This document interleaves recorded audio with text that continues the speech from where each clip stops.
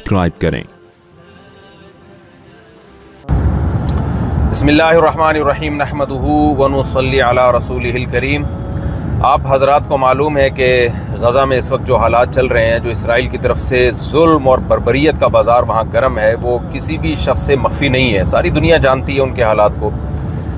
मेरी तरफ से बयान में ताख़ीर इस वजह से हो रही है इस बारे में बात करने में। एक तो सफ़र की वजह से मैं कई दिनों से तकरीबन 1.5 हफ़्ते से ज़्यादा हो गया मुसलसल सफ़र में हूँ। अभी भी मैं मस्कत में हूँ।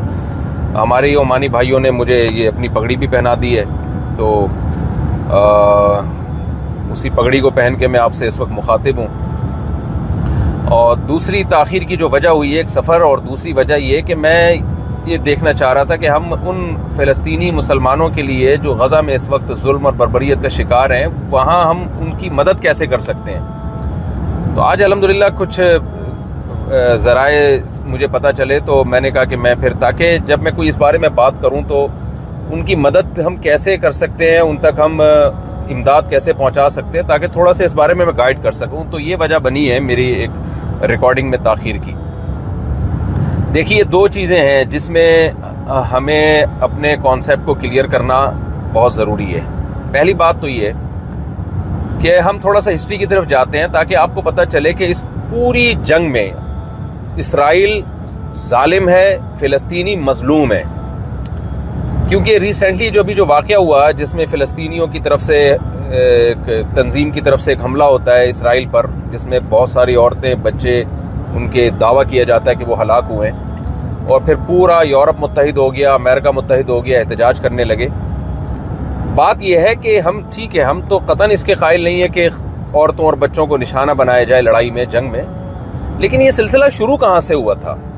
जब भी इस तरह का कोई सिलसिला होता है तो अलबादी अल अज़लम, अरबी की एक मशहूर कहावत है कि जो पहल करने वाला होता है ना, वो बड़ा जालिम होता है। असल जालिम वो होता है। ये हालात यहाँ तक पहुँचाया फ़िलिस्तीनियों को किसने है। आप अगर एक तरफ एहतजाज कर रहे हैं तो आप दूसरी तरफ भी तो एहतजाज करें। आप हजरात को मालूम है, अगर हम 125 साल पीछे जाते हैं तो जब दूसरे जंगी अज़ीम के ख़ात्मे का टाइम था, यहूदियों ने उस वक्त मुतालबा किया बरतानिया से कि हमें फ़िलिस्तीन में एक अलग रियासत चाहिए।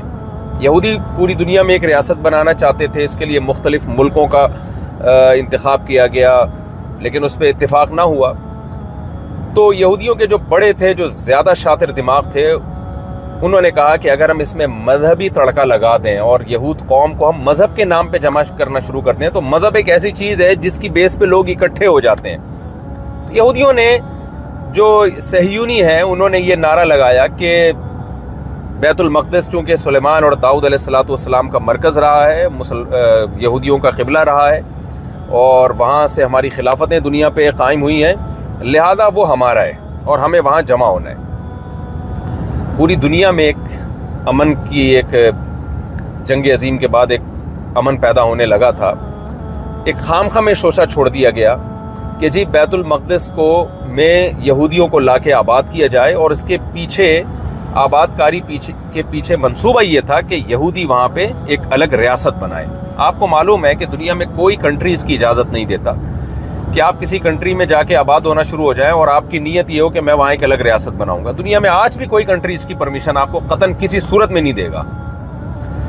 इसके लिए बरतानिया का सहारा लिया गया। 1917 में बरतानिया ने ऐलान किया कि जी हम यहूदियों को फ़िलिस्तीन में आबाद करेंगे। दुनिया में बड़ा शोर शराबा हुआ इस पर कि ये क्या हो रहा है। बरतानिया ने यकीन दहानी कराई कि फ़िलिस्तीनियों के जो हुकूक हैं, उनका जो हक़ खुद मुख्तारी है, वो इससे बिल्कुल भी मुतासिर नहीं होगा, जो हकीकत में एक बहुत बड़ा झूठ बोला गया था दुनिया के सामने।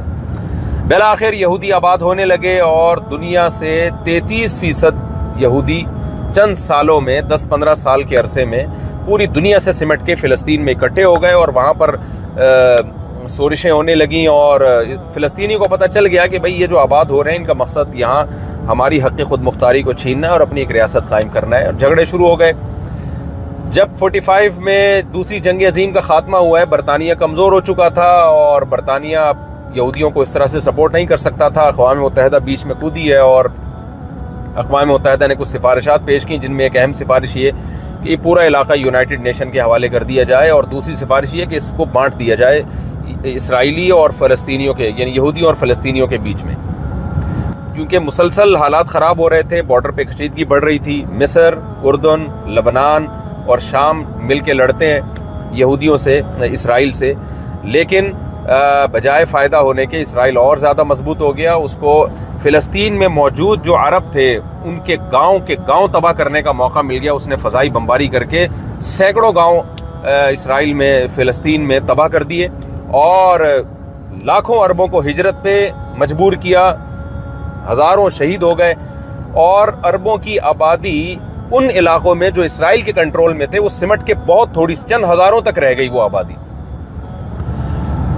یعنی اس جنگ میں بجائے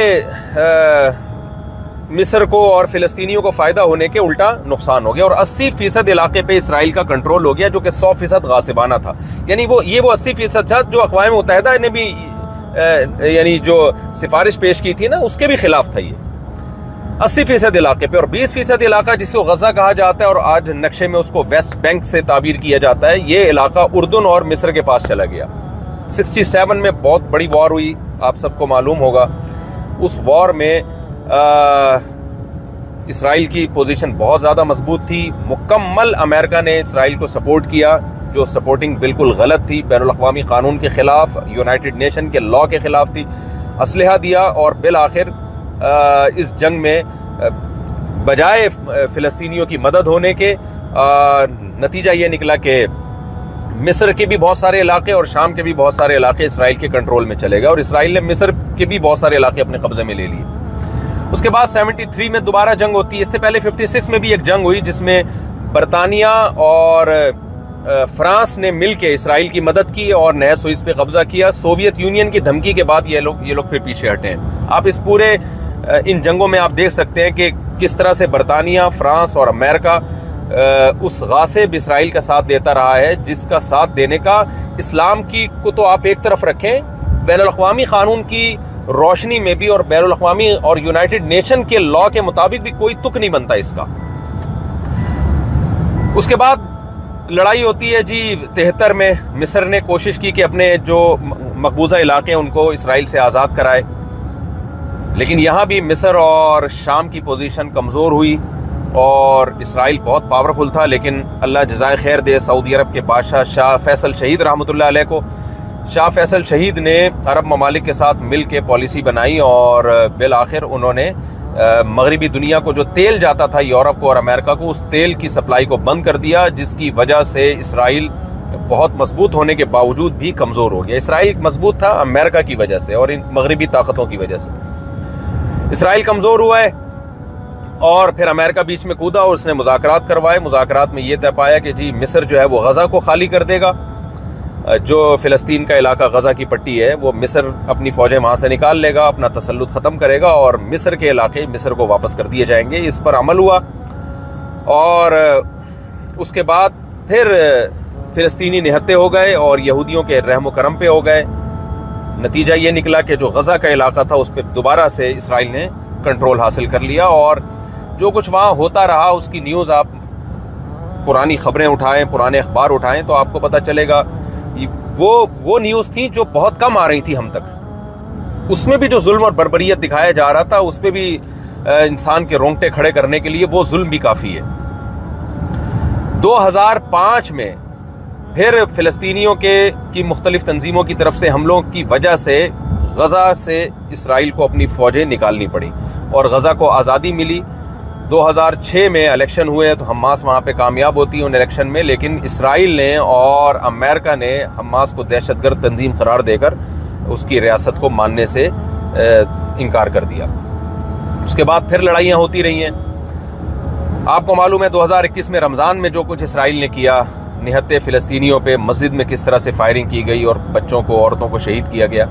یہ جھڑپیں چل رہی ہیں اور بارڈر پہ الگ سے کشیدگی ہے. اس کے بعد یہ واقعہ ہمارے سامنے آیا ہے اور اس کے بعد اب جو غزہ پر جو بمباری ہو رہی ہے 1.1 ملین لوگ ہیں، 11 لاکھ لوگ ہیں جن کو 24 گھنٹے کا الٹیمیٹم دیا جاتا ہے کہ وہ علاقہ چھوڑ کے چلے جائیں، جبکہ مصر کا بارڈر بھی بند ہے اور چاروں طرف سے بارڈر سے نکلنے کا ان کے پاس کوئی راستہ نہیں ہے.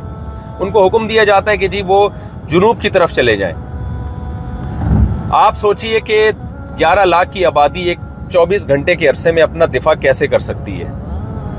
اور پھر وہاں جو بمباری ہوئی ہے تو بی بی سی کی نیوز کے مطابق پورے کے پورے خاندان تباہ کر دیے گئے ہیں. پرسوں میں بی بی سی کی نیوز سن رہا تھا کہ بی بی سی نے بتایا کہ ایک شخص کا انٹرویو لیا جا رہا ہے جس نے بتایا کہ اس مکان کے اندر میرا پورا خاندان تباہ و برباد ہو گیا ہے بم گرنے سے. آپ بتائیے جب مغربی میڈیا یہ کچھ بتا رہا ہے تو حقائق تو اس سے 10 گنا شاید زیادہ ہوں. آج پوری دنیا خاموش ہے. جس طرح سے بھرپور احتجاج ہونا چاہیے وہ احتجاج نہیں ہو رہا. میں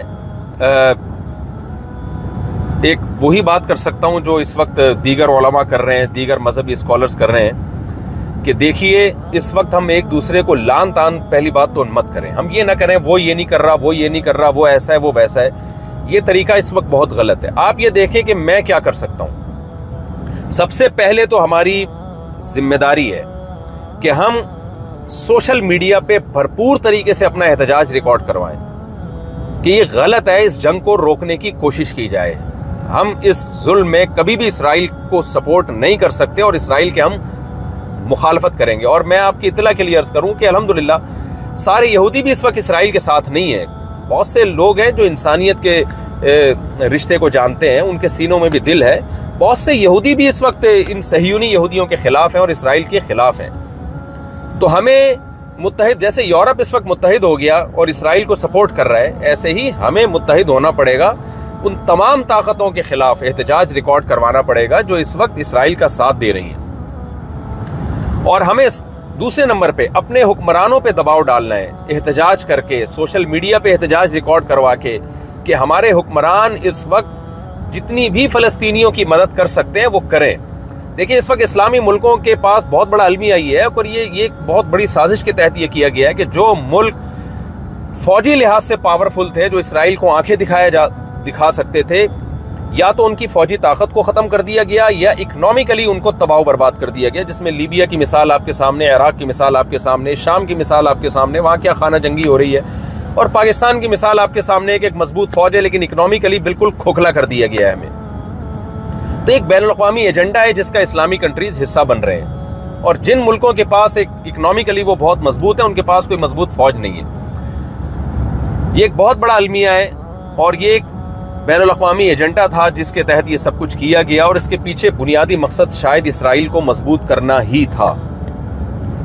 اب ہماری یہ ذمہ داری ہے کہ ہم بھرپور احتجاج ریکارڈ کروائیں, ہم اپنے حکمرانوں پہ دباؤ ڈالیں کہ دیکھیں جو ریاست کی طرف سے جو آفیشلی احتجاج ہوتا ہے وہ پاورفل ہوتا ہے, اس کو دنیا سنتی ہے. ہمارے جتنے بھی اسلامی کنٹریز ہیں, بلکہ بہت سے غیر مسلم کنٹریز بھی اس وقت ایسے ہیں جو اسرائیل کو نہیں مانتے. اس وقت دنیا میں 20 یا 22 ممالک ایسے ہیں جنہوں نے ابھی تک اسرائیل کے وجود کو تسلیم نہیں کیا ہے, جن میں کچھ غیر مسلم کنٹریز بھی ہیں. تو ہم اگر متحد ہو کے ایک آواز اٹھائیں گے, حکمران تو جو کریں گے وہ تو وہ کریں گے, لیکن ہم حکمرانوں کو احتجاج کر کے مجبور کرنے کی کوشش تو کر سکتے ہیں. مجبور نہ بھی کر سکیں, کل قیامت کے دن ہم اللہ سے یہ کہہ سکتے ہیں کہ اللہ ہم نے ان فلسطینی بھائیوں کے لیے سوشل میڈیا پہ یا پرامن احتجاج کر کے, جلوس نکال کے, ہر طرح سے جو ہمارے بس میں تھا, جو جمہوری طرز حکومت میں جو بھی طریقہ اختیار کرنا ہمارے بس میں ہے, جو ہماری طاقت میں ہے. دیکھیں کینیڈا اور UK میں بھی آپ احتجاج ریکارڈ کروا سکتے ہیں.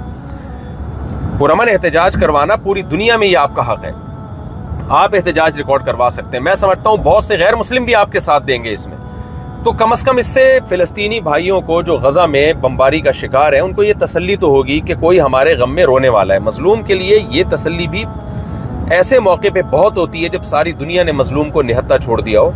یہ تسلی کہ کوئی ہمارے آنسوؤں میں ہمارے ساتھ رونے والا ہے, ہمارے آنسوؤں میں ہمارے ساتھ کوئی شریک ہے. دوسرا کام ہم نے یہ کرنا ہے. تیسرا کام ہم نے یہ کرنا ہے کہ جس طرح سے بھی غزہ کے مظلوموں تک ہمارے لیے مدد پہنچانا, ان کے زخمیوں کے علاج کے لیے, ان کے بھوکوں کو کھانا کھلانے کے لیے, ان کو کسی بھی طرح سے سپورٹ کرنے کے لیے ہمارے لیے مدد پہنچانا ممکن ہو, تو ہمیں مدد کا وہ طریقہ اس وقت بھرپور طریقے سے استعمال کرنا چاہیے. تو میں نے جہاں تک رابطے کیے, جہاں تک میری نالج ہے, پاک ایڈ ویلفیئر ٹرسٹ نے کوشش کی کہ ہم یہاں کسی طرح غزہ تک مدد پہنچائیں, لیکن آپ کو معلوم ہے, میں نے بتایا آپ کو کہ چاروں طرف سے بارڈر بند ہے, غزہ پہنچنا عملی طور پر کسی کے بس میں نہیں ہے. الا یہ کہ کوئی سرنگ بنا کے چلا جائے اور وہاں ان کی مدد کرے. نارملی کسی شخص کے لیے یہ کام ممکن نہیں ہے. کچھ ٹرسٹ ایسے ہیں جو غزہ کے اندر ہی ہیں, جو ترکی کے ٹرسٹ ہیں, اور آپ جب پاک ایڈ ویلفیئر ٹرسٹ سے رابطہ کریں گے تو وہ ان ٹرسٹ کے بارے میں آپ کو بتائیں گے. رجسٹرڈ ٹرسٹ ہیں جو غزہ کے اندر موجود ہیں. تو الحمدللہ پاک ایڈ ویلفیئر ٹرسٹ جو ہمارے شاگرد چلا رہے ہیں ان کا رابطہ ہو گیا غزہ کے اندر موجود ان ٹرسٹ کے ساتھ. تو آپ پاک ایڈ ویلفیئر ٹرسٹ کے ذریعے پاکستان میں مدد کر سکتے ہیں, باہر سے بھی رقم بھیج سکتے ہیں. پاک ایڈ ویلفیئر ٹرسٹ امریکہ میں بھی رجسٹرڈ ہے, وہاں بھی رابطہ کیا جا سکتا ہے.